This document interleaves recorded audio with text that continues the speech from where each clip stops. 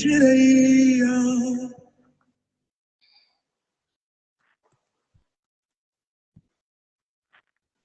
शायरी सुरू कर. सुरू करू. चला. नमस्कार मंडळी. स्पेशली नमस्कार मैत्रिणींनो, कारण आजचा हा कट्टा आपण आज महिला दिन म्हणून सादर करत आहोत. तर दरवर्षी जगाच्या कानाकोपऱ्यातून 8 मार्चला महिला दिन साजरा केला जातो. परंतु मला असं वाटतं एक कुठलाही दिवस फक्त महिला दिन म्हणून नाही, तर प्रत्येक दिवस हा महिलेचा दिन असतो किंवा महिला दिन असा असतो. मग महिलेचं, प्रत्येक स्त्रीचं आपल्या आयुष्यातलं अस्तित्व म्हणजे प्रत्येकाच्या आयुष्यातलं अस्तित्व ते असं आहे. मग ती बायको असो, बहीण असो, आजी असो, मावशी असो, ते अस्तित्व अवतीभोवती असणाऱ्या सर्वांच्या आयुष्याला फुलवत असतं. तर जसा संसाराचा रथ चालवायला स्त्री पुरुष दोघेही गरजेचे असतात, अगदी तसेच सध्याच्या मॉडर्न युगात समाजाचा रथ पुढे न्यायला, समाजाचा उत्कर्ष करायला स्त्री आणि पुरुष समानता गरजेची असते. तर ही समानता पूर्वी नव्हती, अगदी 100 वर्षांपूर्वीपर्यंत नव्हती. तर स्त्रीचे स्थान अगदी अमेरिकेसारख्या प्रगत जगातही खूपच दुय्यम होतं. तर या जाणीवेतून स्त्रीवादाचा उदय झाला आणि 1909 साली न्यूयॉर्क या अमेरिकेतल्या शहरामध्ये पहिला महिला उठाव झाला. तर या उठावाची लाट इतकी तीव्र होती, ती अगदी रशिया, जर्मनी यांसारख्या देशांपर्यंत पोहोचली. तिथे काय, अगदी आपल्या भारतात, आपल्या महाराष्ट्रातही पोहोचली. आणि त्यात महाराष्ट्रामध्ये रमाबाई रानडेंसारख्या स्त्रियांच्या नेतृत्वाखाली मोठे मोठे उठाव करण्यात आले. आणि सगळ्यात पहिला महिला दिन भारतामध्ये 1943 साली 8 मार्चला साजरा केला. तर त्या काळची महिलांची परिस्थिती इतकी बिकट होती. सती परंपरा, स्त्री भ्रूण हत्या, बालविवाह अशा मोठ्या मोठ्या समस्या तर होत्याच, परंतु त्यांना अगदी छोट्या छोट्या लढ्यांना सुद्धा हक्क घेण्यासाठी सुद्धा मोठे लढे द्यावे लागत होते. तर आज आपण अशाच एका पुराण काळातील स्त्रीबद्दल पुढील कविता ऐकणार आहोत. नाव आहे मी नारायण ठोसर यांची बायको. तर या कवितेबद्दल थोडं सांगते. ही सौ मंगला वेलणकर म्हणजे आपली सर्वांची लाडकी मधुरा वेलणकर जी उत्कृष्ट अभिनेत्री आहे, त्यांच्या आजीने लिहिली आहे. तर नारायण ठोसर म्हणजे समर्थ रामदास यांची बायको, तिच्याबद्दल ही कविता आहे. तसं म्हणलं तर तिचा उल्लेख पूर्ण इतिहासात कुठेच नाही. सौ मंगला वेलणकर यांना स्वप्नामध्ये नारायण ठोसर यांची बायको आली आणि त्यांना ती कविता सुचली आणि सकाळी उठून त्यांनी अगदी 1 टाकी ही कविता लिहून काढली.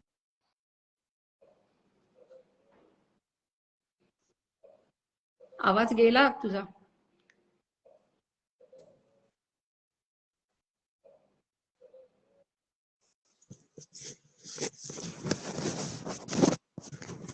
ओके, आलाय? हो आला, पण पिक्चर नाही तुझा आता. अरे देवा,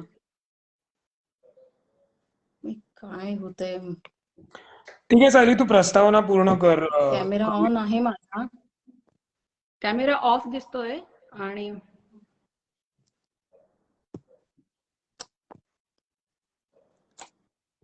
हा आला. आवाज येतोय? येतोय. ओके, आपोआप होतंय हे, म्हणजे काहीतरी गोंधळ आहे माझ्या ह्याच्यात. तर मला खरंच मी क्षमा मागते तुमची सगळ्यांची. नाही, ठीक आहे ठीक आहे. पुढे मी सांगते थोडस नारायण ठोसर यांची बायको या कवितेबद्दल. तर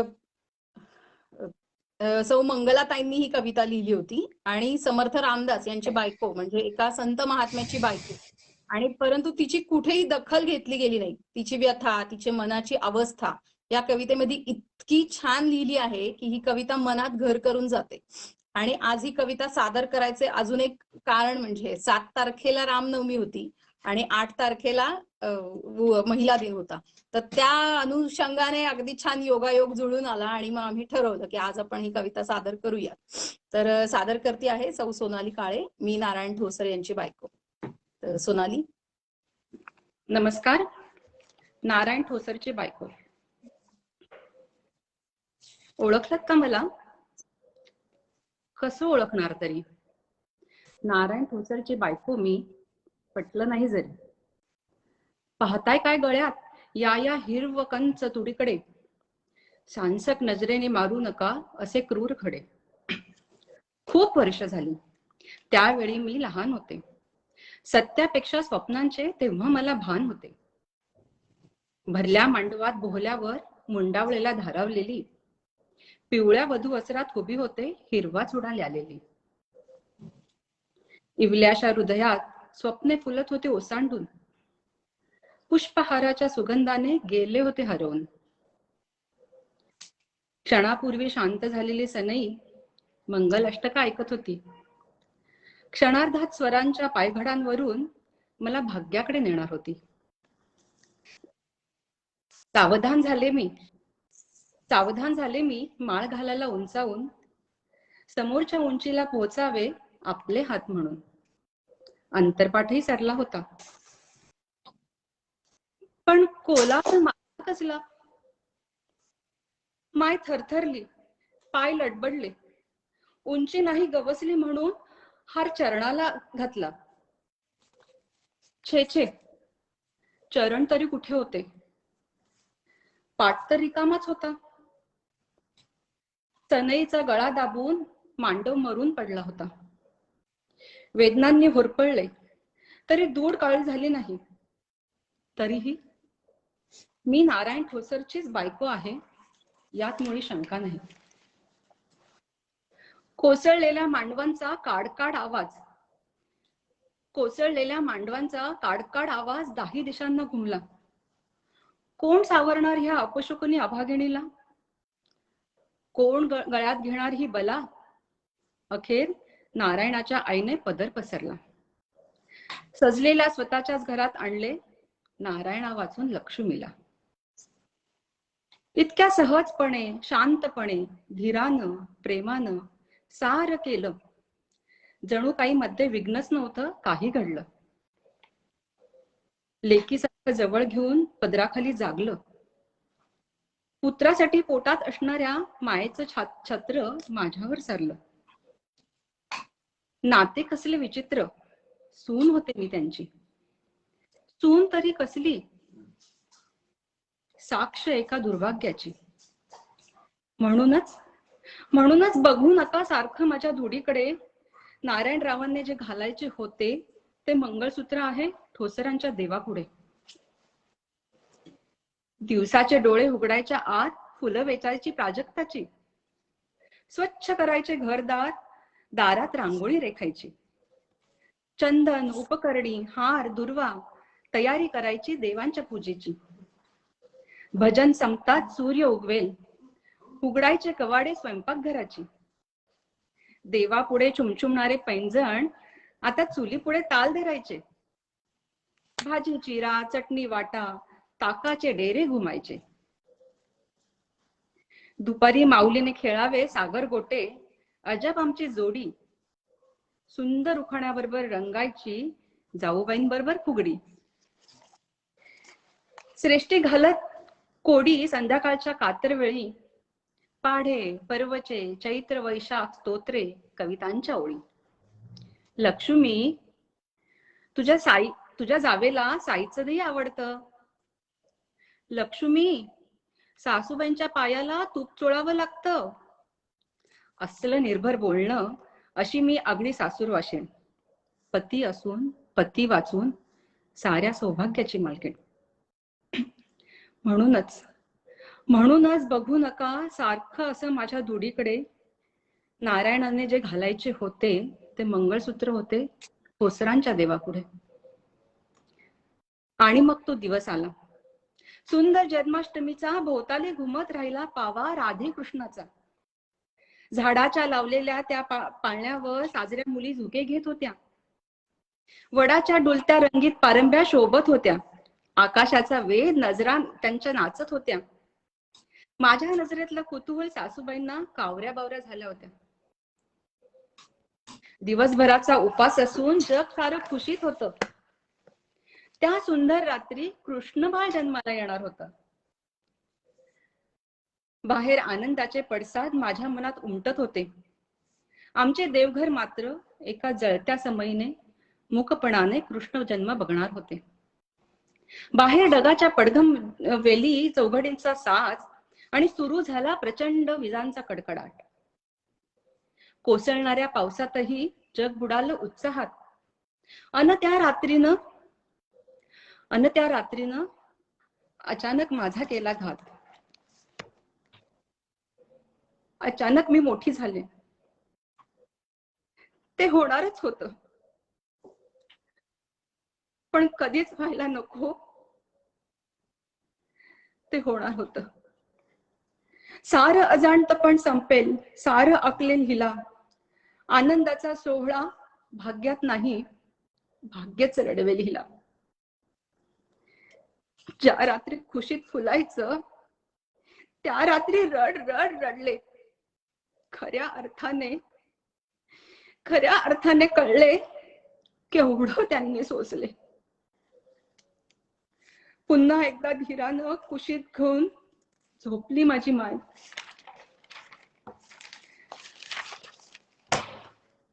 कधीच आवरून घेतली नाही तिने मायेची सावली.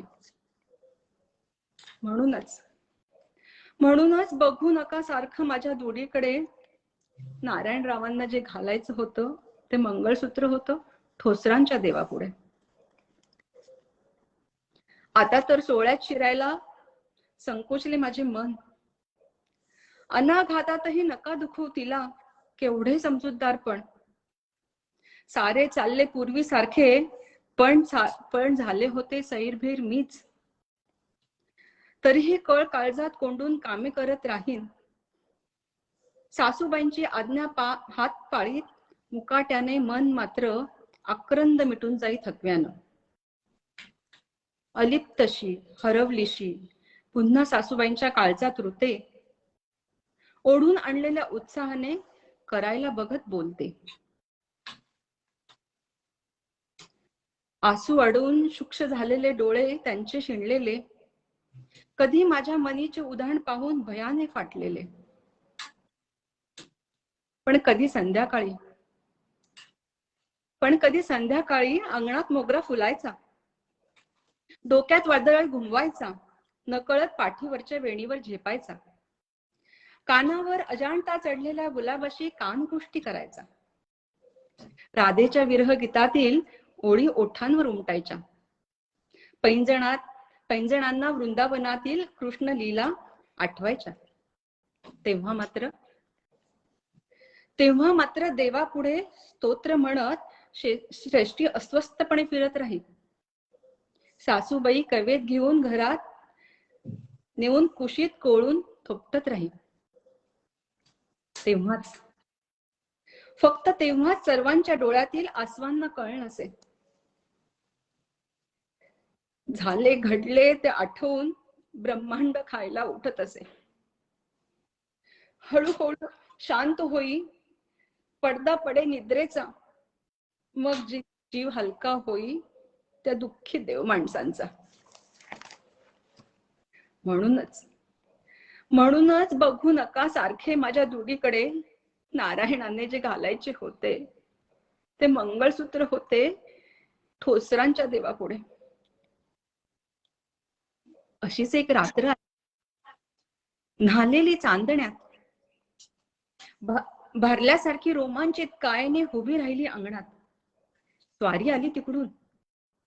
वाटलं डोळं फुटावे साऱ्या शरीराला, पण स्वारींच्या तेजाने अमृत प्यालेल्या दोन्ही डोळ्यांनी खवळले स्वारी. देवाने भार घातला नाही तरी स्वीकारले व्रत प्रापंचिकांचे. मनाने खूप नेटके पाळलीस, पण काही खरे नाही तनूचे. भरोसा नाही वाटत? आपल्याच बागेत वाढलेली मी वेल आहे. ज्यानं तुमचं संवर्धन केलं तोच माझा माळी. ज्यानं पती मागे प्रपंच नेटकाच नव्हे समर्थपणे केला, त्या समर्थ स्त्रीची मी सून आहे. इतरांच्या नेटक्या प्रपंचासाठी ज्याने आपला प्रपंच धैर्याने सोडला, त्या समर्थाची मी पत्नी आहे. हो, पत्नीच आहे. या उद्या भिक्षेला दाराशी, असेल धैर्य जर तुम्हाला. ह्या खुशाल परीक्षा पारखून घ्या ह्या 52 कशी सोन्याला. घालीन अनमोल भिक्षा, मागेन वैराग्याची दीक्षा. परमेश्वर कृपेने संपून जाऊ ही अजन्म अजब जीवनाची शिक्षा. कुणाशी बोलतेस? वाऱ्याशी? काय झालं असेल हिला? देवा, हिला सांभाळा, सांभाळा माझ्या गुणाच्या सईला. नाही ग माई माझे, मी अन्य कोणाला भेटले नाही, हेच आले होते. विश्वास ठेवाल ना आई? उद्या येतील आपल्या दाराशी झोळी घेऊन भिक्षेची. मग तर खात्री पटेल ना तुमच्या अस्वस्थ मनाची? ज्यानं विश्वाची चिंता केली, तुम्ही त्यांची जमदात्री. माझी चिंता वाटत असता मला कशाला कुणाची भीती?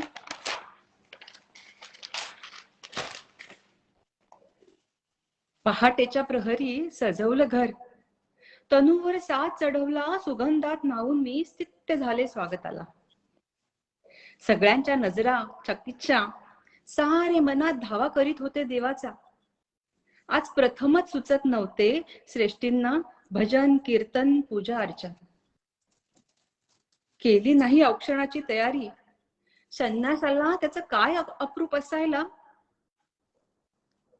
माझ्या डोळ्यांची ज्योती क्षणार्धात ओवाळती अनुपम तेजो राशीला.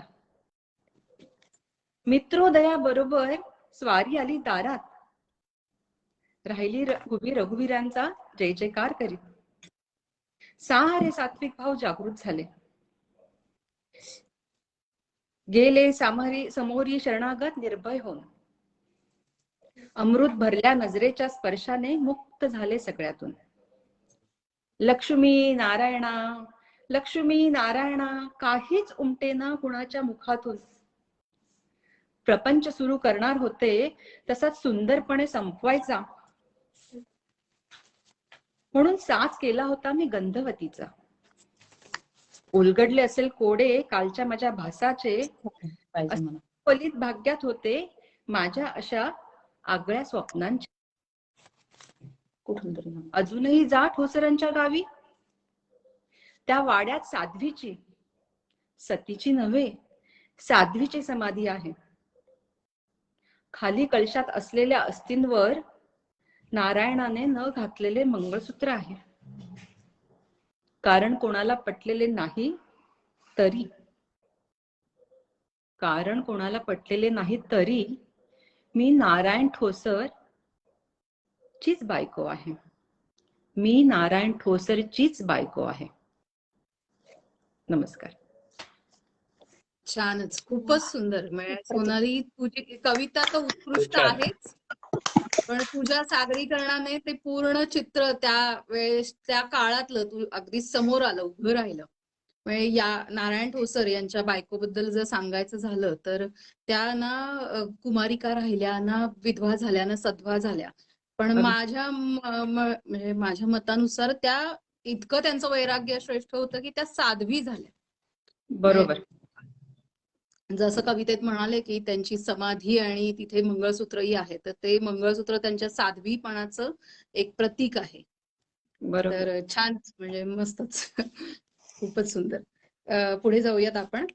मंडळी, आपण नेहमी महिला दिन आला की जे कार्यक्रम करतो, जे सादरीकरण करतो, ते कोणीतरी प्रचलित महिला किंवा ज्यांनी खूप काही त्यांच्या अचीव्ह केल्या अशा महिलांबद्दल बोलतो. पण पुढील कविता अशी आहे की जी महिलेचं मूळ रूप, कुठल्याही स्त्रीचं मूळ रूप त्याच्याबद्दल सांगणारी आहे. ही कविता स्वलिखित आहे. सौ मानसी मोहरी या खास डेन्हाग वरून आपल्या आज कट्टा सादरीकरणासाठी सामील झाल्यात. आम्हाला माहित होतं त्या छान कवयित्री आहेत आणि मग आम्ही त्यांना आमंत्रण दिलं आणि आमच्या आमंत्रणाला मान राखून त्यांनी लगेच तयार झाल्या आणि आज आपल्याला त्यांची कविता ऐकण्याचं भाग्य मिळत आहे. तर सादर करत आहे मानसी मोहरी. थँक्यू. खरं तर आता मी अजूनही त्या ट्रान्समधून बाहेर नाही पडू शकले. सोनाली, तुझं प्रेझेंटेशन खूप छान होतं आणि खरोखर अंगावर काटा उभा राहायला इतकी सुंदर ती कविता लिहिली गेली आहे. आजचा दिवस मला असं वाटतं की ह्याच कारणासाठी आहे की दरवेळी महिला दिनाला आपण म्हणजे सगळ्या यशस्वी महिलांची उदाहरणं घेतो की माझ्या मुलीला हिच्यासारखं व्हायचंय किंवा मला तिच्यासारखं व्हायचंय वगैरे. पण ज्यांची चर्चा कुठेही नसते किंवा ज्यांचं नाव कुठेही नसतं, अशा स्त्रियांना गौरवान्वित करण्याचा आजचा दिवस आहे असं मला वाटतंय. आणि जेव्हा मला महिला दिनाविषयी मी खरं तर हे लिहिलेलं नव्हतं, पण आज हा योग छान जुळून आला की माझ्या या कविता मी इथे सादर करू शकते. तर माझ्यासाठी सगळ्यात महत्वाची तीच स्त्री आहे, कारण माझ्या घरी सगळ्यात जास्त संख्या स्त्रियांची आहे. माझ्याकडे माझ्या आत्या आणि माझ्या मावशात सगळ्यांनी मिळून आपल्या संसारात, आपल्या मुलांच्या आयुष्यात जे त्यांचं कर्तृत्व आहे ते मला पाहून नेहमी खूप भारावल्यासारखं होतं. आणि मला जर कधी कोणी विचारलं असतं की तुला कुणासारखं बनायचं आहे, तर मी हेच सांगितलं असतं की मला माझ्या ह्या आत्यासारखं ते करायचंय, किंवा मला माझ्या या मावशीसारखं ते करायचंय, किंवा मला माझ्या आईसारखं काहीतरी करून दाखवायचं आहे. कारण त्यांनी त्यांच्या आत्तापर्यंतच्या जीवनामध्ये ज्या ज्या गोष्टी केलेल्या आहेत त्या मला खरोखर खूप इन्स्पायर करतात नेहमीच, आणि मी ते सगळं करायचा प्रयत्न करते. त्यामुळे माझ्यासाठी स्त्री कोण आहे, तर ती लक्ष्मी आहे, सरस्वती आहे, अन्नपूर्णा आहे, दुर्गा आहे, काली आहे. तशीच तर तिची असंख्य नावं आपल्याला ठाऊक आहेत, पण आपल्या आयुष्यातली तिची किती असंख्य रूपं आपण पाहतो, जगतो. वयाच्या प्रत्येक टप्प्यात ही स्त्री वेगवेगळ्या रूपात वेगवेगळी पात्र साकारत आपल्या अवतीभोवती वावरत असते. जसा चंद्र आपल्या प्रत्येक कलेत अधिकाधिक उठून दिसतो, त्याचं तेज प्रत्येक कलेत वाढत जातं, तसंच या स्त्री रूपाचंही आहे. प्रत्येक कलेत ती अधिकाधिक सुंदर, तेजस्वी होत जाते. कन्या रूपात येऊन ती आपल्या आयुष्यात रंग भरते. तिच्या बाललीलांनी सगळं घर उजळतं. तिच्या लहान लहान डोळ्यातलं ते कुतूहल मनाला वेड लावणारं असतं. हळूहळू जशी ती मोठी होते, असंख्य अविस्मरणीय क्षण ती आपल्याला देत असते. आपल्या कर्तृत्वाने, आपल्या गोड बोलण्याने, वागण्याने सगळ्यांना आपलंसं करून टाकते. स्वकर्तृत्वाने एका घराचं नाव उंचावून लग्नानंतर आपल्या नवीन घराचंही नाव मोठं करते. संसार करता करता अर्थार्जन सुद्धा करते. तर कधी एक उत्तम गृहिणी बनून आलेल्या पैशाचं नियोजन करून उत्तम घर चालवते. ती आई बनून आपल्या मुलांचं संगोपन करते, त्यांची मैत्रीण बनून त्यांना योग्य मार्गदर्शन करते. तसंच नवऱ्यासाठी ती सहचारिणी असते, कधी मार्गदर्शक बनते तर कधी अल्लड सखी. म्हातारपणी ती आजी बनून नातवंडांना त्यांच्या आयुष्यातल्या सगळ्यात गोड आठवणी देते. तर पुन्हा संपूर्ण कुटुंबाला एका आधाराची सावली देते. प्रत्येक भूमिका ती अगदी मनापासून पार पाडत असते, आणि म्हणूनच माझ्यासाठी माझ्या आजूबाजूला वावरणारी ही स्त्री कुठल्याही देवीपेक्षा मला जास्त पूजनीय वाटते. तर या स्त्रीबद्दल लिहिताना जेव्हा माझ्या मनात काही ओळी आल्या, त्यांना मी 8 स्टेजेस स्त्रीच्या आयुष्यातल्या त्याच्यामध्ये मी गुंफण्याचा एक छोटासा प्रयत्न केलेला आहे. तर बालपणातील ती, जेव्हा एखाद्या घरी मुलगी जन्माला येते, तिचं असणंच घराला हळवेपण देऊन जातं. सध्या मीही ते अनुभवते. तिच्या असण्याने, तिच्या हसण्याने घराला घरपण प्राप्त होतं. तिच्या बाललीलांनी, नखऱ्यांनी, नटण्या मुरडण्यानी घराचं रूप पालटतं.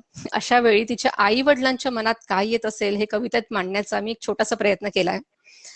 नाजूकशा ओठांवर लाली, इवले पाऊल पैंजण घाली. नाजूकशा ओठांवर लाली, इवले पाऊल पैंजण घाली. कुतूहलाचा पत्ता डोळे, केश रेशमी उडवत भाली.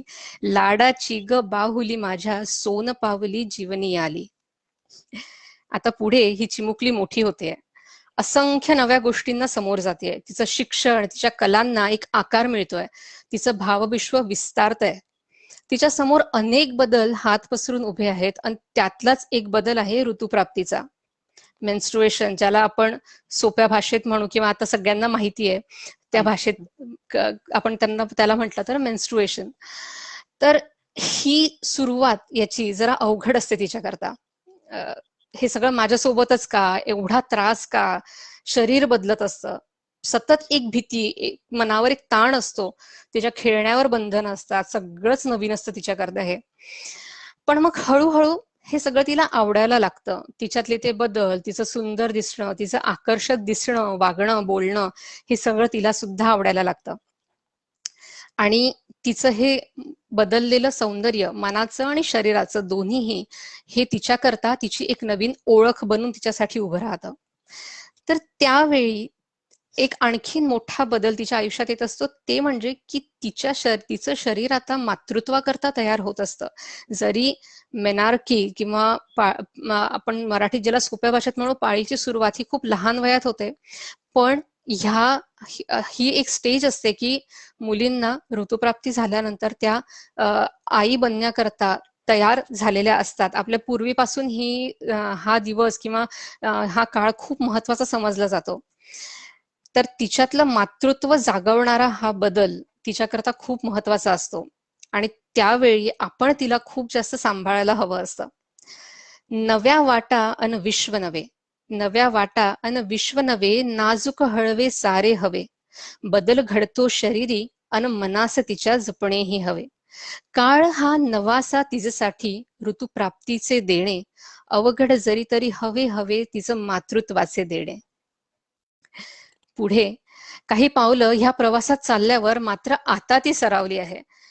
सोन पावलांनी सुंदर तिच्या आपल्या आयुष्याची सुरुवात झाल्यानंतर आता मात्र तिला बाहेरचं जग खुणावतंय. ती आता घराच्या बाहेरही तिचं विश्व आता विस्तारतंय.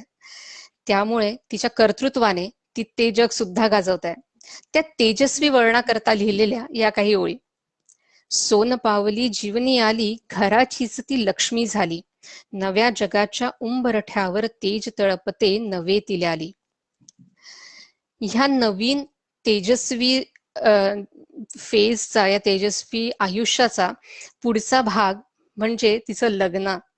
तर लग्न हा प्रत्येक स्त्रीच्या आयुष्यातला सगळ्यात मोठा बदल असतो. त्यामुळे तिच्या आतले सगळे स्तर मी म्हणेल की वर खाली होत असतात. ती सगळ्या भावना ह्या काळात एका वेळी अनुभवत असते. तिला सगळा आनंद असतो, दुःख असतं, तिला भीती वाटत असते, एक कुतूहल असतं की काय होणार पुढे.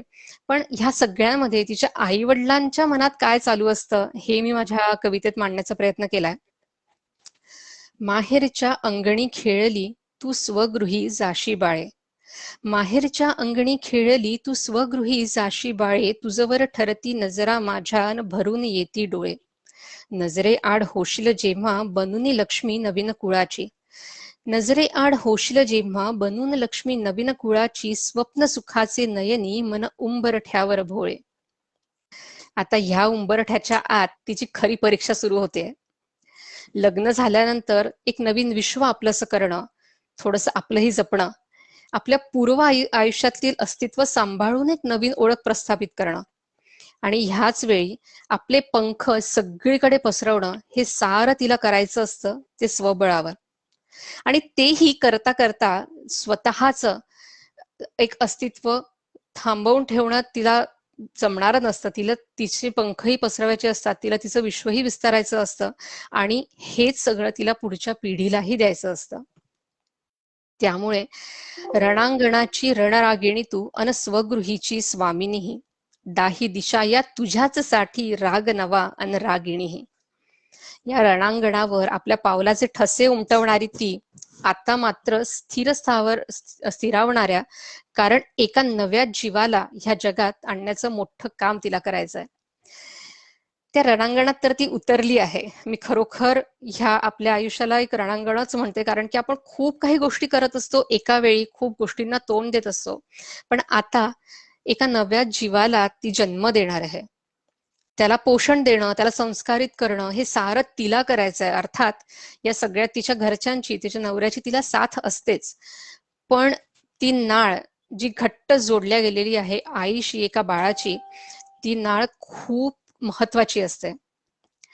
असंख्य मरणे जगुनी जन्म नवा तू घेते, असंख्य मरणे जगुनी जन्म नवा तू घेते, उदरीच्या अंकुरास मग विश्व नवे तू देते, पालन पोषण त्याचे अन संस्काराची देणी, पालन पोषण त्याचे अन संस्काराची देणी, विसरून जीवन सारे तू आई होऊन जाते. पण खरं बघायला गेलं तर एक स्त्री आई ही जन्मापासूनच असते असं मला वाटतं. म्हणजे त्याकरता तिने मूल जन्माला घालावंच ह्याची गरज नसते खरं तर. कारण तुम्ही बघितलं तर तुमच्या घरातलं एक लहान लहान मुलगी सुद्धा कधीतरी हळुवारपणे आपल्या डोक्यावरून हात फिरवतच असते. तिच्या वागण्या बोलण्यातून, तिच्या आपुलकीच्या शब्दांमधून एक मातृत्वाचं किंवा वात्सल्याचं झरा नेहमीच वाहत असतो. बरं, आता झालंय असं की तिला मूल झालंय, स्त्रीला मूल झालेलं आहे, तिची जबाबदारी वाढली आहे, पण ह्या घराचा डोलारा सुद्धा तिलाच सांभाळायचा आहे. या घराला उभं करायचं, त्याचं पालन पोषण करायचं, मुलाचं तर करायचंच पण घराचंही पालन पोषण करायचं, तिथली नाती जपायची, त्या सगळ्या घराला बांधून ठेवायचं, हे त्या कर्त्या स्त्रीलाच करावं लागतं. ती खंबीर तर घर खंबीर, ती प्रेमळ तर घर प्रेमळ, नात्यांमध्ये प्रेम आनंद सगळं तिच्यामुळेच. पण त्याकरता तिलाही स्वतःची काळजी घेणं खूप आवश्यक असतं. ती आहे तरच घर असतं. तारेवरची कसरत, चूल मूल आणि काम. तारेवरची कसरत, चूल मूल आणि काम, सगळ्या गोतावळ्यात मात्र हिला नाही आराम. आई सून बायको मुलगी असंख्य हिच्या बाजू, आई सून बायको मुलगी असंख्य हिच्या बाजू, प्रत्येकाच्या ओठी वसते एक हिचेच नाम. कारण आई किंवा ती त्या घरातली कर्ती स्त्री, ती सगळ्यात जास्त सगळेजण तिलाच शोधत असतात प्रत्येक गोष्टीसाठी. ती त्या घरात तिच्या आधी आलेली स्त्री, तिची सासू असते, पण कालांतराने त्यांच्या वयोमानाप्रमाणे त्या थकतात आणि मग सगळ्या घराची जबाबदारी ही या कर्त्या स्त्रीवरच येऊन पडते. हे सगळा डोलारा सांभाळता सांभाळता आता ती एका अशा वळणावर येते, काही वर्षात ती एका अशा वळणावर येते की जिथे आता तिला काहीही नकोय, फक्त मनःशांती हवी असते. कारण आता खूप केलेलं असतं तिने. जसं मी म्हटलं की ती सासू आता थकलेली असते किंवा तिचंही वयोमानानुसार तिने सुद्धा सगळं सांभाळून आता तिला काही नको असतं, तिला फक्त मनःशांती हवी असते. आणि तिची मुलं मोठी झाल्यानंतर, जबाबदारी पेलती झाल्यानंतर ती मनःशांती ती कुठेतरी शोधत असते आणि एक नवं नातं सुद्धा तिला खुणावत असतं, आणि ते म्हणजे आजी असण्याचं. ती एक नवीन भूमिका तिच्याकरता खूप महत्वाची असते. तर आजी एक फक्त नातं नसतं, एक विश्वास असतो. आपल्या आयुष्यात एक अशी व्यक्ती आहे जिच्या गाठीला अनुभव आहे. तो अनुभव आणि तिची माया पुरेशी असते एका आधारासाठी. ती कधी गुपित जपणारा खजिना असते, तर कधी आई वडील आणि आपल्यातला दुवा. कारण बरेचदा असं होतं की आई वडिलांशी बोलताना आपलं जरा खटकतं किंवा त्यांच्याशी बोलताना काही काही गोष्टी आपल्या जुळून नाही घेता येत किंवा आपला आणि त्यांचा संवाद तितका चांगला होत नाही. पण आजी किंवा आजोबा सुद्धा असे दुवा असतात या दोघांमधला की आपल्याला आई वडिलांचं बोलणं समजावून सांगतात आणि आई वडिलांना आपला पॉइंट ऑफ व्ह्यू समजावून सांगतात. त्यामुळे ही आजी आपल्याला त्या दृष्टीने खूप महत्वाची असते. तर तिचं हे सगळं जगणं अमेझिंग असतं. आणि आजकालची ही आजी तर कूलही झालीये. तिला स्पेस देणं किंवा स्पेस घेणं हे सुद्धा कळायला लागलंय. तर अशी ही आजी, दुधावरची साय हिची सारी नातवंड, दुधावरची साय हिची सारी नातवंड, गप्पांमध्ये रंगणे त्यांच्या एवढा एकच छंद, मऊसूत हातांची ऊब एक कमाल, मऊसूत हातांची ऊब एक कमाल, बालपणाशी जीवनाचा हळवा एकच बंध. तर अशी ही स्त्री, आपल्याच अवतीभोवती फिरणारी, वावरणारी, आपल्याला जपणारी, सांभाळून घेणारी, तिची ही रूप. पूर्वीची स्त्री खरं तर जरा वेगळी होती, थोडीशी बंधनात अडकलेली होती, पण तरीही अवघं विश्व व्यापणारी होती. आपण आत्ताच आपलं बोलणं झालं की आपण आत्ताच चर्चा करत होतो की पूर्वीच्या स्त्रीला खूप सारी बंधनं होती, त्यावेळेला अशी मोकळीक नव्हती जी आता आपल्याला मिळतेय. पण हळूहळू जग बदललं, तशी स्त्रीही बदलली. पण त्याही काळी तिने सगळं विश्व व्यापलं होतं. म्हणजे त्याही काळी ती आपले मुलं घडवतच होती. जे पुरुष त्या काळात तयार झाले तेही त्या आईनेच घडवलेले होते. त्यामुळे कितीही सामाजिक बंधनं असली तरी ती एवढीच खमकी होती आणि तिचे पंख तेव्हाही एवढेच मजबूत होते. आता ती बदललीये खरी, आणखीन व्यापक सर्वसमावेशक झालीये. सगळ्या कला अवगत झाल्या आहेत. सगळ्या विभागात मुक्तपणे वावरणारी, तरीही स्वतःची अस्मिता जपून सर्वांना एकत्र बांधून ठेवणारी, आपले संस्कार, आपली मातृभाषा, आपले उत्सव, आपले सण पुढच्या पिढीपर्यंत पोहोचवणारी. तर ही एक स्त्री. ना श्वेतकांतीची मशाल हाती, ना डौलाचा साज शिरी. पूर्वी म्हणजे अगदी आत्तापर्यंत आत्ताही काही ठिकाणी स्त्रीला तिच्या सौंदर्यावरून, तिच्या रंगावरून, तिचं चालणं वागणं बोलणं ह्यावरून जज केलं जायचं किंवा केलं जातं. पण आता ती बदलते. आता तिला गोरा रंग किंवा तिचं डौलदार शरीर किंवा तिचा चालणं वागणं बोलणं ह्यावरून जज न करता तिच्या कर्तृत्वावरून तिला ओळखला जातंय. ना श्वेतकांतीची मशाल हाती, ना डौलाचा साज शिरी, मी धैर्याचा जन्म नवा अन धगधगणारा श्वास औरी. पाश नकोसा करुणेचा, तिला आता करुणा नकोय खरं तर. पाश नकोसा करुणेचा, मज आस साथीची असे तरी. अल्लड अवखळ तरीही श्यामल, मी अथांग वाहे नदी परी. आपण सतत स्त्री पुरुष समानतेबद्दल बोलत असतो आणि कुठेतरी काहीतरी असं एक जाणवून दिलं जातं की स्त्री ही थोडीशी नाजूक आहे, तिला हे झेपावणार नाही, तिला हे पेलवणार नाही. पण आता तसं नाहीये.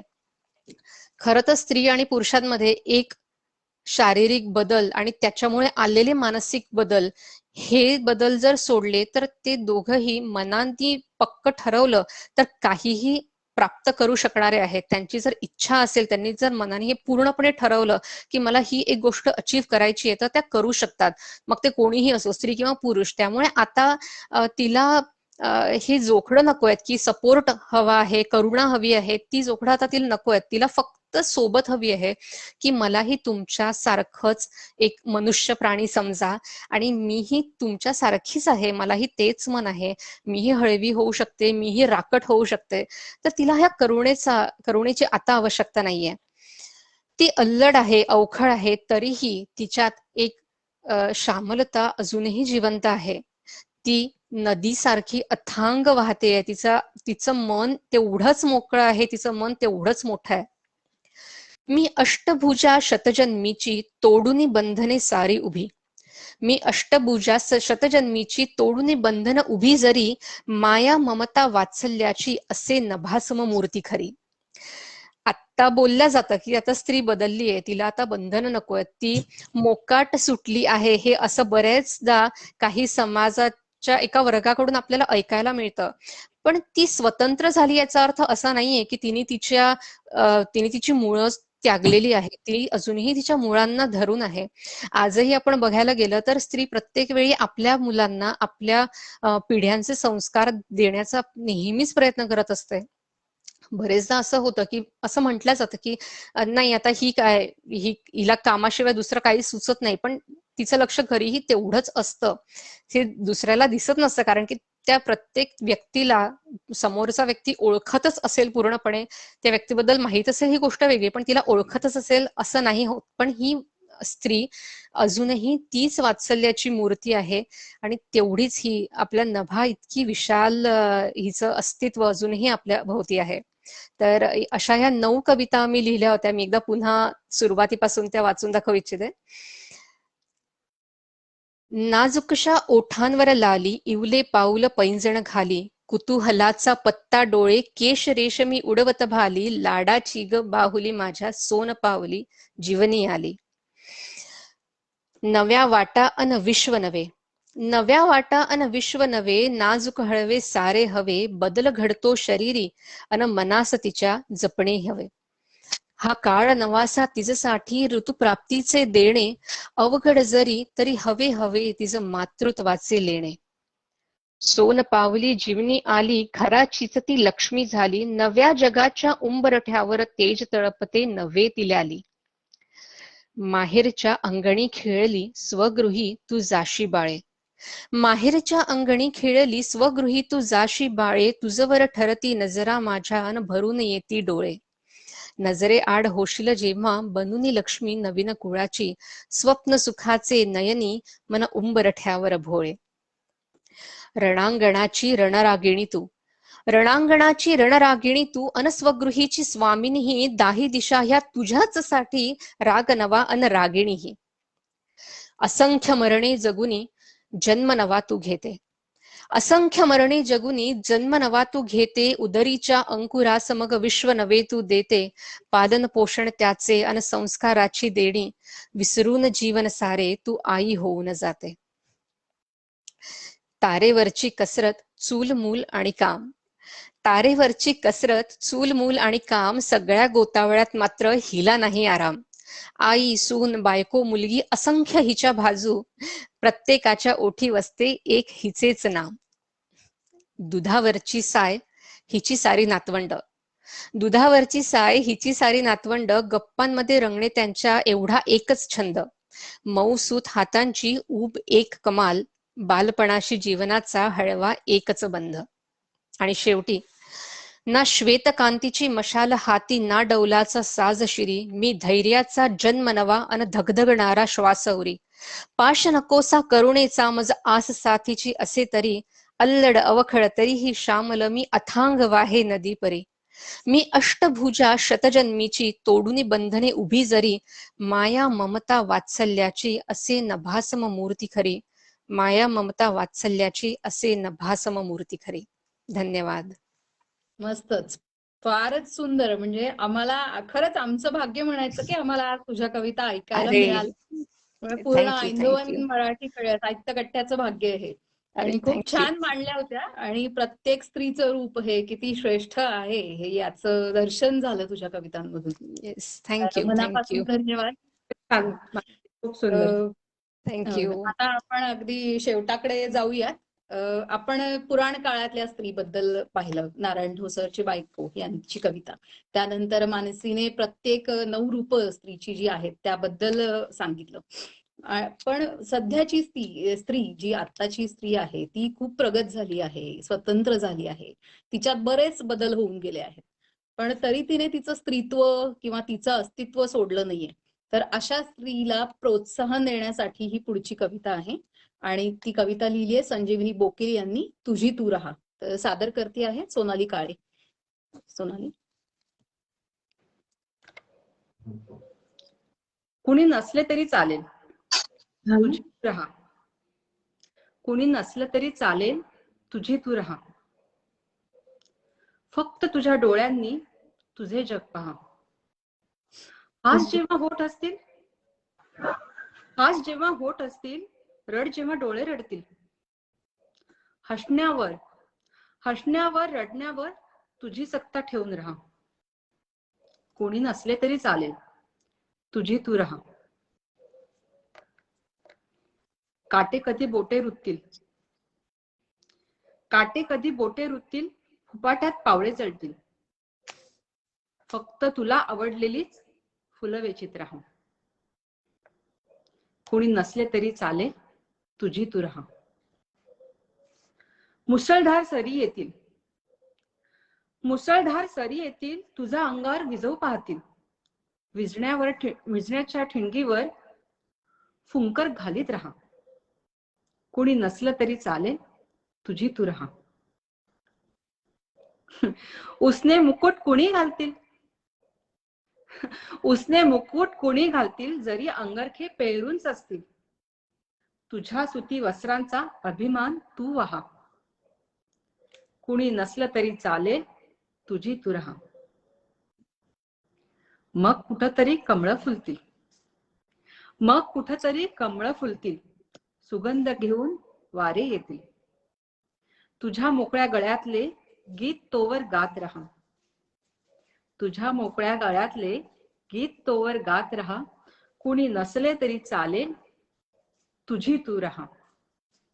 कुणी नसले तरी चालेल, तुझी तू रहा. तुझी तू रहा. वा, फारच छान. धन्यवाद सोनाली, खूपच छान. आणि ही अगदी सध्याच्या परिस्थितीला अगदी मिळती जुळती अशी कविता आहे. आजची स्त्री इतकी सक्षम झाली आहे की आणि तिला प्रोत्साहनाची खरंच गरज आहे. बरोबर. तर मस्तच. तर आपण आजचा कवितांचा समारोप करतोय कार्यक्रमाचा. आता पुढे छोटस एक सरप्राईज आपण ठेवलंय की प्रश्न उत्तरांचा सेशन. मागच्या वेळेस आम्हाला असा अनुभव आला की सगळेजण खूप छान मजा येते त्यांना या प्रत्येक प्रश्न उत्तरांनी. तर आपण ते सुरू करू. पण त्याआधी मला छोटासा उल्लेख करायचा आहे रोहन तारे आणि अक्षय ढोले यांचा. आजचा कार्यक्रम मी, सोनाली आणि मानसी या तिघींनी मिळूनच, आम्ही तिघीच दिसतोय तुम्हाला स्क्रीनवर, आम्ही तिघीच करणार आहोत. आणि सगळ्या गोष्टी आम्ही महिलांनी करायच्या असं ठरवलं होतं. पण तरी प्रत्येक, मी जसं मागे म्हणाले की समाज रथाचा गाडा स्त्री आणि पुरुष या समानतेनेच चालतो. तसंच बरोबर. आजच्या कार्यक्रमालाही आम्हाला या दोघांची खूप छान साथ लाभली.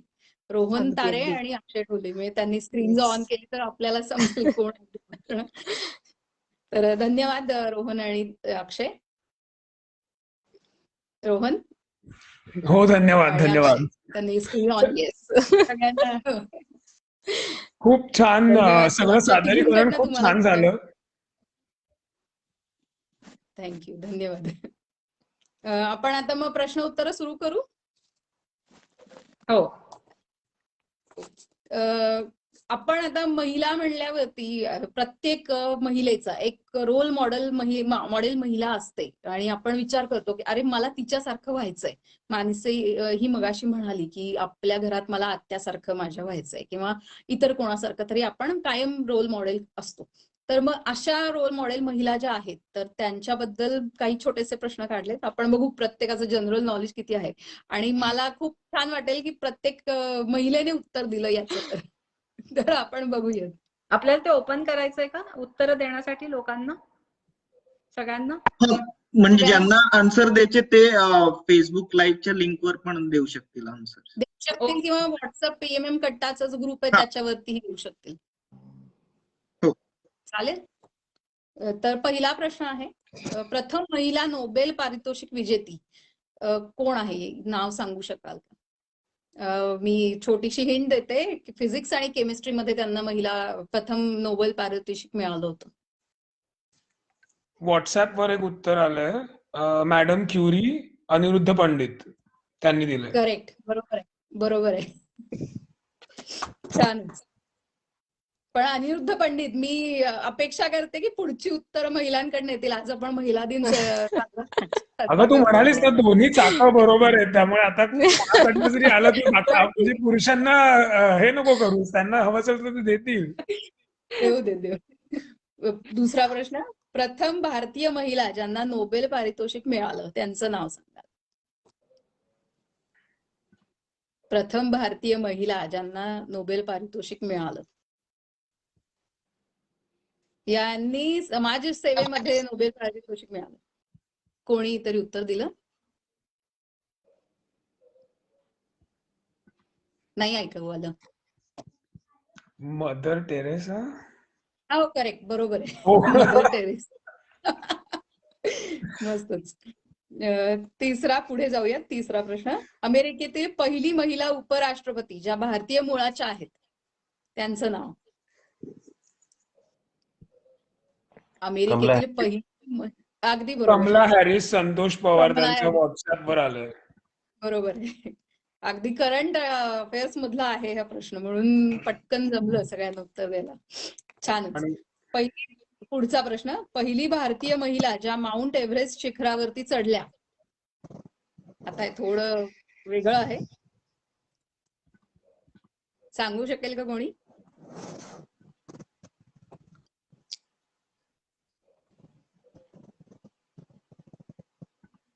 नाही. मी देऊ उत्तर मग?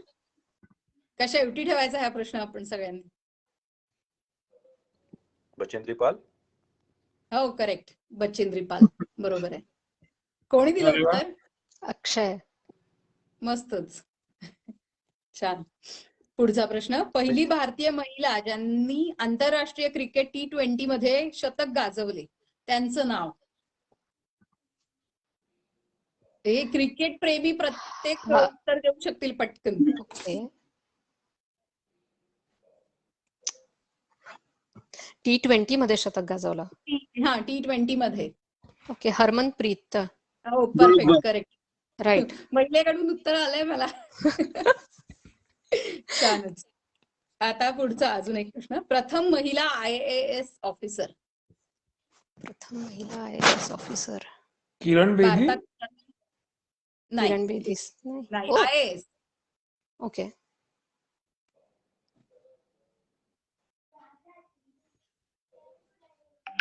नाही. व्हॉट्सअपवर आलंय. विजया लक्ष्मी पंडित आहे का ते? संतोष. नाही. कमला. नाही. संतोष तुम्ही ऑनलाईन आहात वाटतं, राईट? हा संतोष, हो, तुम्ही हो. स्क्रीन हा ऑन करून विजयालक्ष्मी पंडित लिहिलं होतं. चुकीचं आहे का ते? नाही नाही, मी उत्तर सांगते. अॅना राजम मल्होत्रा या हो. IAS होत्या. ओके. पुढचा प्रश्न, पहिल्या महिला IPS officer. That was Kiran Bedi. That was Kiran Bedi. Anna राजम पंडित का ते चेतन सॉरी मी इंटरप्ट केलं, पण चेतन पोद्दार त्यांनी उत्तर दिलं होतं ते. So congrats Chetan. अरे Congrats, वा. चेतन. जनरल नॉलेजला दाद द्यायला हवी आहे. अवघड होता हो, प्रश्न. सिरियसली. अवघड होतं तुमचं. पुढचा, पहिली महिला अर्थमंत्री. भारतातील पहिली महिला अर्थमंत्री. निर्मला सीतारामनच आहेत का? हो. निर्मला सीतारामनच आहेत ना? Okay, sorry, I was confuse, but नाही, ओके, बरोबर. That's correct. मी यामध्ये थोडासा द्विधा मनस्थिती होती की खरंच उत्तर कोणतं आहे, कारण कारण इंदिरा हा, गांधींनी सुद्धा एक्झॅक्टली, अर्थमंत्र्याचा रोल केला होता जेव्हा त्या एक्झॅक्टली. प्राईम मिनिस्टर म्हणजे पंतप्रधान. पंतप्रधान पण होत्या. हम्म. पण त्या अगदी नावा काळापुरत्या, पण आता निर्मला सीतारामन हा लॉंग टर्म शी इज आहेत द आणि official one, right? Official one. Current affairs. Okay. Current affairs. पुढचा प्रश्न, पहिली महिला ऑलिम्पिक विजेती बॅडमिंटन मध्ये भारतीय. फू, नो. बाकी इतर प्रेक्षकांपैकी कोण? सायना नेहवाल. परफेक्ट, बरोबर आहे, सायना नेहवाल. भरपूर महिला आपल्या गाजलेल्या आहेत आणि उत्तरही छान पटापट येत आहेत मला. मस्तच. अजून पुढचा, पहिली महिला मंत्री, प्रधानमंत्री. ते खूप सोपं आहे हे, अगदी इंदिरा लहान गांधी. मुलांनाही आत्ताच. इंदिरा गांधी. आत्ताच आपलं बोलणं झालं. एक्झॅक्टली. पुढचा, पहिल्या महिला राष्ट्रपती, भारताच्या पहिल्या महिला राष्ट्रपती. प्रतिभाताई पाटील. प्रतिभा पाटील. येस, प्रतिभा पाटील. प्रतिभा पाटील. प्रतिभाताई पाटील, बरोबर. त्यांचं नाव शेखावत आधी डोक्यात येतं आमच्या, कारण आधीचं शेखावत, बरोबर आहे, लग्नानंतरचं शेखावत. लग्नानंतरचं अमरावती शेखावत आहे. करत होते. अमरावती करत, त्यामुळे पहिले अमरावती शेखावत करत. येतं. बरोबर आहे. आता एक शेवटचा प्रश्न, आणि तो आपण सगळे नेदरलँडमध्ये आहोत म्हणून नेदरलँड मधला. तर आम्स्टरडॅम मधील पहिली महिला मेयर कोण आहे? हो. कारण महिला ही सगळ्या जगात असते, फक्त आपण भारताबद्दल प्रश्न विचारून नाही चालणार. तर एक प्रश्न Right. तरी मला असं वाटलं की आपण नेदरलँडचा घ्यायला हवा. नेदरलँडचा घ्यायला हवा. अगदी खूप फेमस आहे.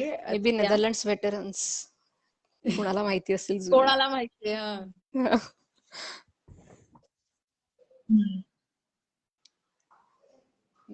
नाही, मी उत्तर सांगते. फेमके हालसेमा म्हणून नाव आहे त्यांचं.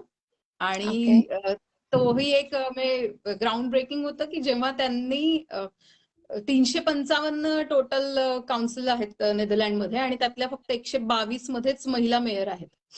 आणि या सगळ्यात पहिल्या आताच या 5 व्हॉट्सअप ग्रुपवर आले उत्तर आणि निलेश मेहेंदळे आणि चेतन पोद्दार दोघांनी केलंय. फेमके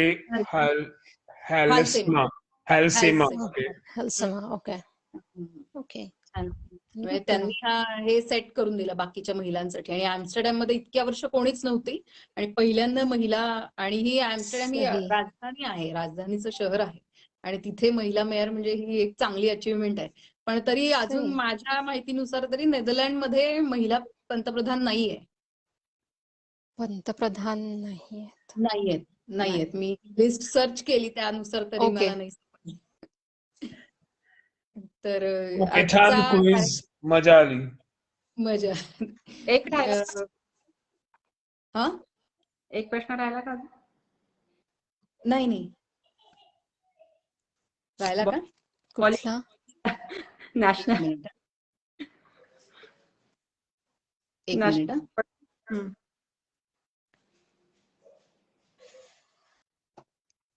आवाज येतोय का? मला नाही येत सोनाली. माझा येतोय का?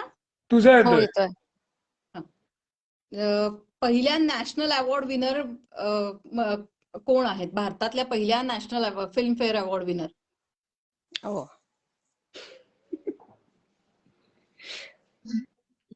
शोभना समर्थ. खूप सोपं नाव आहे. खूप सोपं नाव आहे आणि सगळ्यांचं आवडतं नाव आहे. आवडतं नाव, आवडती हिरोईन. आवडती हिरोईन. मराठी आहे का? नाही. नाही. मधुबाला असेल मग कोणतं नाही. व्हॉट्सअपवर आलंय. काय काय मला- नाही. सुशीला. नाही. कोण? आय थिंक गुगल करतात वाटतं कोणीतरी. नर्गिस Google नाही, नर्गिस. Google नाही. नर्गिस. नर्गिस बरोबर. नर्गिस. ओके, नर्गिस चेतन दत्त. पोद्दारनी झालंय. ओ राईट. हा नर्गिस दत्त. करेक्ट. नर्गिस दत्त. अजून एक नर्गिस प्रश्न दत्त. आठवतोय. येस. पहिली महिला मिस युनिव्हर्स भारतीय कोण होती? कोणाला आठवतंय? Universe. मी मुद्दामून ऑप्शन्स दिले या. नाहीये. सुष्मिता सेन. सुष्मिता. Perfect. सुष्मिता सेन. हो हो सुष्मिता सुष्मिता सेन. सेन. ओके. ओके. तर असा कार्यक्रम आपला आला, पण आता मी प्रेक्षकांकडून काही ऐकायची माझी इच्छा आहे. कोणाला काही सादर करायचं आहे किंवा काही त्यांना आपले अनुभव सांगायचे किंवा काही बोलायचे. एकच फक्त उल्लेख राहिला तो म्हणजे त्या नारायण ठोसरची बायको ही कविता आपल्याला मिळाली रजनी वेलणकर यांच्याकडून आणि त्यांची पूर्व परवानगी आपण काढली होती सादर करण्याच्या आधी. सो तो एक हा, हा. त्यांचे पण आभार जर त्या बघत असतील किंवा त्यांनी नंतर त्यांचेही फेसबुकला आपण त्यांना शेअर करू तर त्यांचेही आभार मंडळातर्फे. येस. येस. अक्षय. नमस्कार. मी निकिता बोरगुडे. माझा पहिलाच परफॉर्मन्स आहे इथे करण्यासाठी. ऍक्च्युली माझे हस्बंड अक्षय ढोले ऍक्टिव्ह आहेत या ग्रुपमध्ये, बट मी इतकी नाहीये. बट मी ऐकत असते, तुमचे सगळे प्रोग्राम्स बघत असते. खूप सुंदर अप्रतिम सादर करता आणि एक एक एक एक डिफरंट आयडियाज ज्या येतात त्या खूप छान छान असतात प्रत्येकाच्या. तर आज आपला स्त्रीचा जागर हा विषय आहे कट्ट्याचा. तर मला एक छोटीशी कविता सादर करायची आहे, माझी स्वतःची लिहिलेली. अरे तर वा. ती सादर करू इच्छिते आणि तुमच्या सगळ्यांचे आभार की तुम्ही मला ही चान्स देताय की मी सादर करते इथे. ठीक आहे, तर मी अगं निकिता, सुरू करते. अक्षय एवढ्या मंडळासाठी करतोय की म्हणजे आता काय घरच्या लोकांना चान्स देणार नाही असं कसं होईल. आणि फर्स्ट ऑफ ऑल तू असं होऊ शकतं. आलीयस आज त्यामुळे आणि ऐकत असतेस आणि आज सादर करतेस. So go ahead please. या थँक्यू. तर कवितेचं नाव आहे स्त्री. तिने तिचा विचार केला तर कुठे चुकली ती. अंधारातून प्रकाशाच्या वळणावर आली ती. स्वतः पंखात बळ घेऊन आकाशाला भिडली. मग मला सांगा ती अबला कुठे राहिली. जिने घेतल्या 10 दिशा स्वतःच्या कवेत. यशाचे शिखर गाठत पोहोचली 7 समुद्रापलीकडे. सीमारेषेवर शत्रूंनाही माती खायला लावली. मग मला सांगा ती कशात मागे राहिली. आयुष्यातील प्रत्येक भूमिका, मग असो मुलगी, बहीण, मैत्रीण, बायको व आई, तिने अगदी चोखपणे पार पाडली. वेळीस अन्यायाविरुद्ध निर्धास्त उभी राहिली. मग मला सांगा ही स्त्री शक्ती दुर्बल कुठे राहिली. तिने घडवले राजे शिवाजी, तिने घडवला समाज. तिने घडवले राजे शिवाजी, तिने घडवला समाज. अशा रणरागिणीच्या अस्तित्वाला सलाम, अशा रणरागिणीच्या स्त्रीत्वाला सलाम. धन्यवाद. छान. सुंदर. मस्त. सुंदर. धन्यवाद निकिता. थँक्यू. खूपच छान. कविता ही अगदी खूपच अर्थपूर्ण आहे. अजून कोणी प्रेक्षकांपैकी?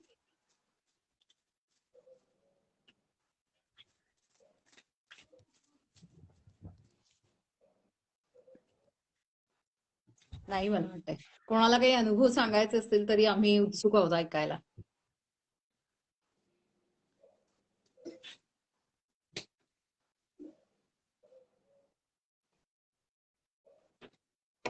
किंवा कट्ट्यावरच्या कवितांबद्दलचा फीडबॅक सुद्धा कोणाला द्यायचा असेल.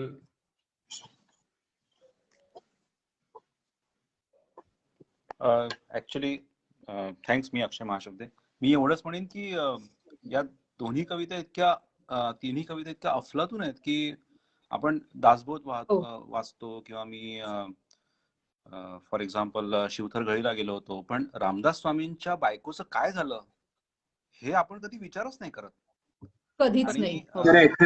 त्यामुळे हे इतकं समय सूचकता आहेच, पण मला असं वाटतं की ही गरज आहे की आपण म्हणजे पुरुष प्रधान किंवा ठीक आहे रामदास स्वामींचं कार्य आपण हे निग्लेक्ट करूच नाही शकत. समर्थ मंडळ असो किंवा महाराजांसाठी त्यांनी जे काही केलं असो, स्वराज्यासाठी केलं, ते सगळं मान्य. पण सांसारिक दृष्ट्या बघायचं झालं तर त्या स्त्रीचं काय झालं आणि तिची काय अवस्था झाली ओव्हर द इयर्स, हे कधी प्रकाशातच येत नाही. त्यामुळे ही कविता आज वुमन्स डे किंवा जागतिक महिला दिनाच्या निमित्ताने बाहेर येणं ही खूप आवश्यक गोष्ट आहे आणि हे खूप आधी व्हायला हवं होतं खरं तर. त्यामुळे मी तर हे म्हणेन की ही कविता बाहेर आणून खूप चांगली गोष्ट केलेली आहे EMMनी. त्यामुळे तुमचं अभिनंदन बेसिकली की हा काही कारण ह्या अप्रकाशित गोष्टी असतात ज्यांचा लोक विचार पण नाही करत. मानसीला ऑफकोर्स मी ओळखतोच, पण इतके वर्ष, पण स्टेजेस म्हणजे जसं नवदुर्गा असतात किंवा स्त्रीच्या आयुष्यातल्या एक स्टेजेस असतात, त्यातून त्या कवितांच्या माध्यमातून त्या मॅनिफेस्ट करणं हे एक अमेझिंग गोष्ट आहे. त्यामुळे आजचा कट्टा मला तुफान आवडलेला आहे. म्हणजे मी स्वतः स्त्री शक्ती नारी शक्तीचा समर्थक आहे, पण या माध्यमातून या 2 तुफान कविता बाहेर आल्या याच्यासारखी चांगली गोष्ट नाही आहे. म्हणजे तुमचं खरंच मनापासून अभिनंदन. म्हणजे मी आय एम स्पीचलेस की सिलेक्शन ऑफ कविता ज्या आहेत किंवा तुम्ही ज्या पद्धतीने साजऱ्या केल्या त्या अफलातून आहेत. म्हणजे हॅट्स ऑफ. त्यामुळे असंच करत राहा. पण इट्स अमेझिंग. म्हणजे I have no words. So keep it up and congratulations. Amazing. Sonali, Mansi, amazing. Thank you. Thank you. तुझ्याकडनं हे येणं म्हणजे खरंच खूप त्यामुळे थँक्यू. आणि दोघींचं म्हणजे खूप छान झालं. सोनाली म्हणजे जिथे जिथे म्हणजे अक्षरशः काटा आला ती कविता ऐकताना, आणि तो अनुभव तुम्ही जिवंत करून दिलात. जिवंत करून दिली. खरंच म्हणजे, आणि ती अवघड आहे म्हणजे म्हणजे ते भाव पोहोचवणं खूप अवघड आहे.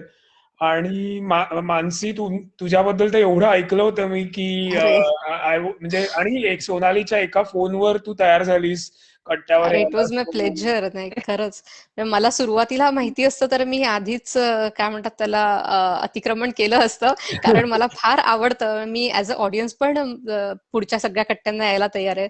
पण सोनालीने जेव्हा सांगितलं की तू तुझ्या कविता सादर कराव्या, तेव्हा तर मग मला फारच आनंद झाला. कारण अशा ओकेजनला हा चान्स मिळणं इट्स व्हेरी रेअर. त्यामुळे मग आणि तुझ्याकडे एवढं रेडी मटेरियल, तुझ्याकडे सगळं तयार होतं. तो पण एक योग खूप छान जुळून आला की माझ्याकडे सगळं तयार आहे. म्हटलं अरे इट्स सो ऍप्ट की महिला दिनासाठी तुझ्या सिलेक्शन पण खूप आवडलं. आणि शब्दांची निवड ती मला जास्ती भावली.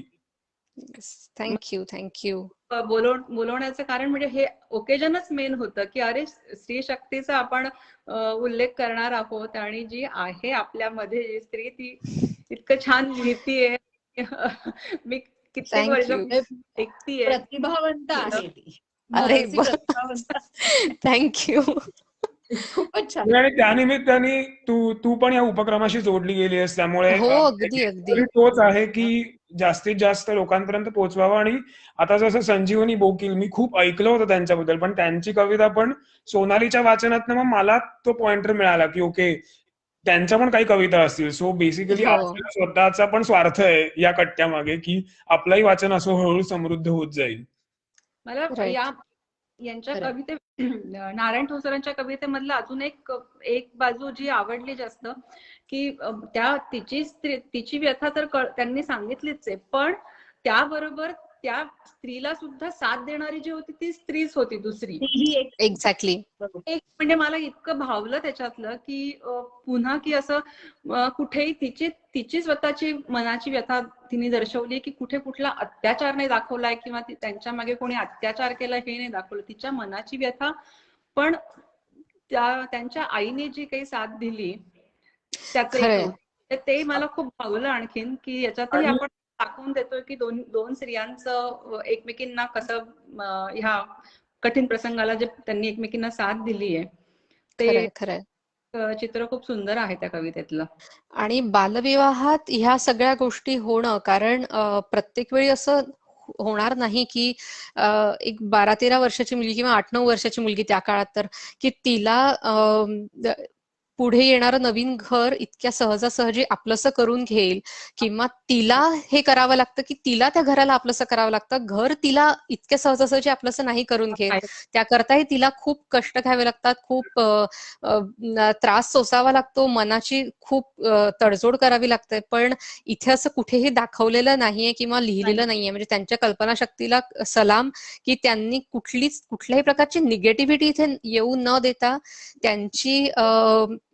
त्यांची प्रतिमा स्वच्छपणे एक उभी केली आणि त्यांनीही म्हणजे त्यांच्या स्वामींनी त्यांच्यासोबत जे केलं, त्यांच्या नवऱ्याने त्यांच्यासोबत जे केलं त्याला निगेटिव्हली न मांडता त्यांनी त्यांच्या स्वामित्वाचा पण म्हणजे त्यांच्या वैराग्य होण्याचा पण त्यांनी ते एक्सेप्ट केलं आणि स्वतःही साध्वी म्हणून कदाचित त्याचमुळे त्यांना साध्वी म्हटलं गेलंय की त्यांनी कुठल्या प्रकारची तिथे निगेटिव्हिटी दिसलीच नाही बिलकुल. त्यांच्या खूप आयुष्याची सुंदर. साधना पूर्ण या कवितेतनं एक्झॅक्टली. मांडली.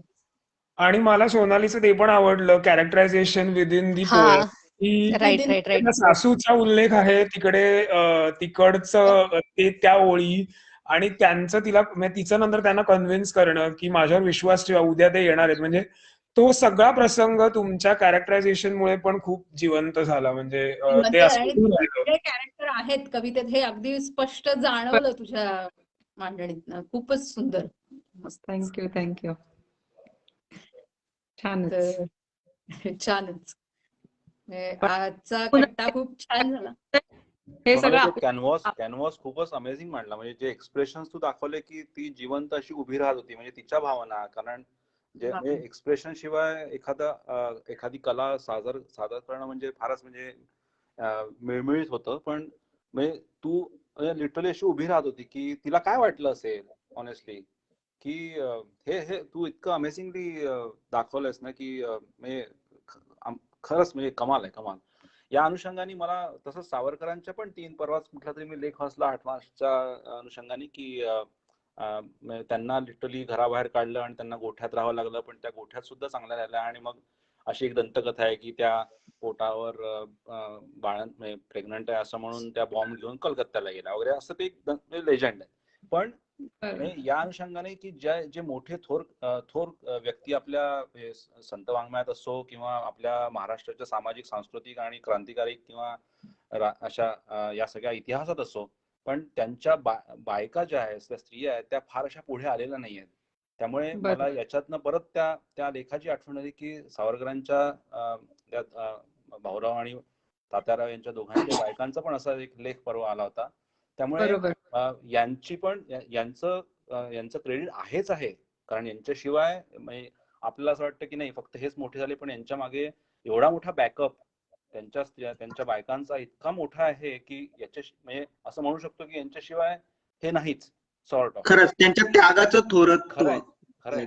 So it's amazing. म्हणजे त्यामुळे ते कॅरेक्टरायझेशन ते असं उभं राहिलं ना, म्हणून मला परत ते असं सांगावं असं वाटलं म्हणून की ते असं उभं राहतं की आणि आपण त्यांना समहाऊ इतिहासात फार त्यांना जास्त स्थान मिळालं नाहीये, हे थोडं दुर्दैव आहे. पण या माध्यमातून असंच बाहेर जरी येत गेलं तर ऍक्च्युली आपल्याला अशा नवीन बऱ्याच लोकांची ओळख होऊ शकते, स्त्रियांची ओळख होऊ शकते, ज्यांचं कार्य, त्यांचं योगदान खूप म्हणजे काय म्हणतात अवर्णनीय किंवा अनमोल आहे बेसिकली. बरोबर. Great amazing. आणि अजून एक म्हणजे आजच्या कट्ट्याला बरेच जण ऑनलाईन पण होते आणि ड्युरिंग दी प्रोग्राम पण बऱ्याच कमेंट झाल्या सोनाली. सो मयुरीनी पाठवलंय, कविता खूप सुंदर वाचन झालं सोनालींचं. अक्षयनी ऑलरेडी कमेंटवर आणि इथेही सांगितलंय. आणि वृषाली त्या पण आपल्या कट्ट्याला नेहमीच उपस्थित असतात, त्यांच्याही कमेंट आल्यात की कट्टा खूप छान झाला. सो बेसिकली सगळ्या सादरकर्त्यांचे म्हणजे खरंच सगळीकडनं कौतुक होतंय. सो ते पण मला एक कन्वे करायचं होतं. पण आम्हाला असं वाटतंय रोहन की म्हणजे आमचं कौतुक तर होतच आहे, छानच आहे, म्हणजे ते आवडीचं आहे. पण तुझंही खूप कौतुक, कारण तू आहेस म्हणून हे सगळं आपण मोठं धनुष्य पेलतो आहोत आणि छान करतोय. त्याच्या मागे तुझे अथक परिश्रम आहेत ऍक्च्युली. So thank you. त्यांचं coordination आणि अक्षय आहे आता. अक्षय सुद्धा खूप काम करतोय तुझ्या बरोबर. सो अक्षयचं पण खूप कौतुक. अक्षय, तू अगदी नवीन आहेस आमच्या मंडळात, पण तरी पण खूप छान काम करतोय. त्यामुळे मनापासून करतोय, म्हणजे असं वाटत नाहीये की तो नवीन आहे, पहिल्यापासून आपल्याबरोबर आहे असं. पण छानच, म्हणजे म्हणून मी उल्लेख केला मुद्दामून की अक्षय आणि रोहन दोघंही त्यांचे आमचे हँड्स होते ते आपल्या तिघींसाठी या कार्यक्रमासाठी, आजच्या कट्ट्यासाठी. नाही नाही, पण ही सगळी प्रोसेस खूप मजेशीर आहे. म्हणजे थीम ठरवायची, त्याचं सिलेक्शन करायचं आणि मेन सादरकर्त्यांची मेहनत. आता पुढच्या 2 कट्ट्यांचं संतोष म्हणून आहेत, ते पण आता कॉलमध्ये आहेत. तर आता पुढचे 2 कट्टे, कारण हे थोडंसं सस्टेनेबल पण ठेवायला लागणार आहे आपल्याला मॉडेल. तर मला तर खूप आवडेल की म्हणजे आता आजचा कट्टा तर प्रश्नच नाही, छान झाला. आणि पुढचेही कट्टे असेच उत्तरोत्तर रंगतील. आणि बाकी सगळ्यांना पण कोणाला काही सजेशन्स असतील, जसं आयडियाज असतील. अक्षय तुम्ही म्हणालात की असं काही तुमच्या वाचनात आलं असेल की जे तुम्हाला वाटेल ओके हे या ओकेजनला हे सूट आहे, तरीही तुम्ही आम्हाला कॉन्टॅक्ट करू शकता. की म्हणजे बेसिकली उद्देश तोच आहे की ते जास्तीत जास्त लोकांपर्यंत पोहोचावं.